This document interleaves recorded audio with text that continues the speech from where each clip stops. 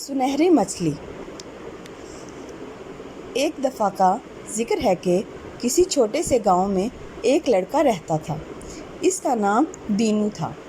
دینو ابھی بہت چھوٹا تھا کہ اس کا باپ فوت ہو گیا۔ وہ اپنی ماں کے ساتھ رہتا تھا۔ دینو ایک بہت ہی ایماندار اور شریف لڑکا تھا۔ وہ صبح صبح گھر سے نکلتا اور جنگل سے لکڑیاں کاٹ کر اپنا اور اپنی ماں کا پیٹ پالتا تھا۔ ایک دن صبح صبح روکھی سوکھی روٹی کھا کر ماں کو سلام کر کے جنگل کی طرف روانہ ہو گیا۔ اس نے سوچا گھر کا راشن ختم ہو چکا ہے، آج میں بہت زیادہ لکڑیاں کاٹوں گا۔ دینو نے ایک بہت ہی موٹا اور تناور درخت ڈھونڈا اور لکڑیاں کاٹنے لگا۔ اس درخت کے پاس ہی بہت بڑی جھیل تھی۔ لکڑیاں کاٹتے کاٹتے دینو کا کلہاڑا ہاتھ سے چھوٹ کر پاس سے گزرتی ہوئی جھیل میں جا گرا۔ دینو بہت پریشان ہوا اور سوچنے لگا کہ یہ کلہاڑا اس کی روزی کمانے کا واحد ذریعہ تھا جو اب اس کے پاس نہیں رہا تھا۔ اب وہ گھر کا سامان کیسے خریدے گا اور ماں کو کیا جواب دے گا؟ یہ سوچ کر دینو جھیل کے پاس بیٹھ کر رونے لگا۔ دینو زور زور سے رو رہا تھا کہ اس جھیل کے اندر ایک بہت ہی پیاری سنہری مچھلی اپنی دادی کے ساتھ رہا کرتی تھی۔ جب سنہری مچھلی نے جھیل کے اوپر رونے کی آواز سنی تو وہ جھیل کے اوپر آ گئی۔ سنہری مچھلی نے ایک چھوٹے لڑکے کو روتے دیکھا تو پوچھا، تم کیوں رو رہے ہو؟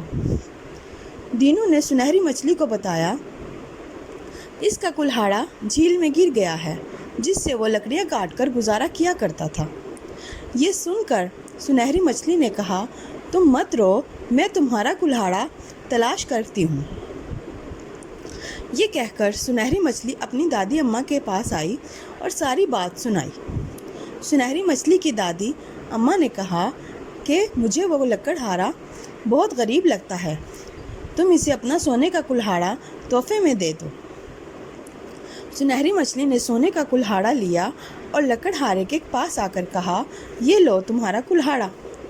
دینو نے اپنے لوہے کے کلہاڑے کے بجائے سونے کا کلہاڑا دیکھا تو اس نے کہا، یہ میرا کلہاڑا نہیں ہے، میرا کلہاڑا تو لوہے کا تھا۔ سنہری مچھلی اپنی دادی اماں کے پاس واپس آئی اور اسے ساری بات سنائی۔ سنہری مچھلی کی دادی اماں نے کہا، وہ لکڑہارا بہت ایماندار ہے، تم اسے اس کا لوہے کا کلہاڑا تلاش کر دو اور اپنا سونے کا کلہاڑا بھی اسے تحفے میں دے دو۔ سنہری مچھلی لوہے کا کلہاڑا تلاش کرنے لگی جو اسے جلد ہی مل گیا۔ وہ دونوں کلہاڑے لے کر دینو کے پاس آئی اور کہا، یہ رہا تمہارا لوہے کا کلہاڑا اور یہ سونے کا کلہاڑا تمہاری ایمانداری کا انعام ہے۔ دینو دونوں کلہاڑے لے کر بہت خوش ہوا اور سنہری مچھلی کا شکریہ ادا کیا۔ گھر واپس آ کر دینو نے سارا واقعہ اپنی ماں کو سنایا۔ اس کی ماں بہت خوش ہوئی۔ دینو نے اس سونے کے کلہاڑے سے ایک لکڑی کاٹی، جیسے ہی دینو نے سونے کا کلہاڑا لکڑی پر مارا وہ سونے کی بن گئی۔ دینو بہت حیران ہوا، جہاں بھی وہ سونے کا کلہاڑا مارتا وہ چیز سونے کی بن جاتی۔ اس طرح دیکھتے ہی دیکھتے سارا گھر سونے میں تبدیل ہو گیا۔ دینو اور اس کی ماں بہت خوش ہوئے اور یہ سب دینو کی ایمانداری کا انعام تھا۔ دینو کے ہمسائے میں ایک بہت ہی معذور، مغرور اور لالچی عورت اور اس کا بیٹا رہتے تھے۔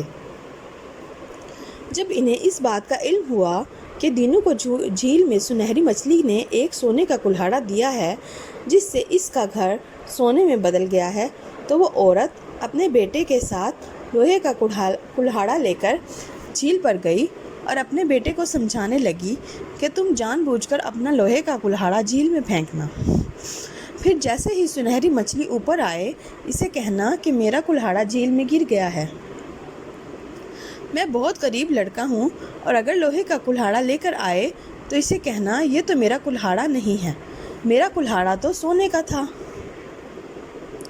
ساری باتیں سنہری مچھلی نے سن لی اور واپس آ کر اپنی دادی اماں کو بتائیں۔ اس کی دادی اماں نے کہا، مجھے یہ عورت اور لڑکا لالچی معلوم ہوتے ہیں، تم انہیں اپنا جادو کا کلہاڑا دے دو تاکہ انہیں لالچ کی سزا ملے۔ سنہری مچھلی اپنی دادی کے کہنے کے مطابق جادو والا سونے کا کلہاڑا لے کر آئی اور اس لڑکے کو کہا کہ یہ تمہارا کلہاڑا ہے۔ اس لڑکے نے کہا، ہاں یہ میرا کلہاڑا ہے جو جھیل میں گر گیا تھا، مجھے میرا کلہاڑا واپس دے دو۔ جیسے پا کر وہ لڑکا اس کی ماں بہت خوش ہوئی۔ انہوں نے آ کر جس بھی چیز پر اسے مارا وہ ٹوٹ گئی۔ تھوڑی دیر میں گھر کی ہر چیز ٹوٹ چکی تھی۔ یہ دیکھ کر لڑکا اور اس کی ماں بیٹھ کر رونے لگے، مگر اب رونے کا کیا فائدہ؟ یہ تو ان کے لالچ کا نتیجہ تھا۔ سچ ہے، لالچ بہت بری بلا ہے۔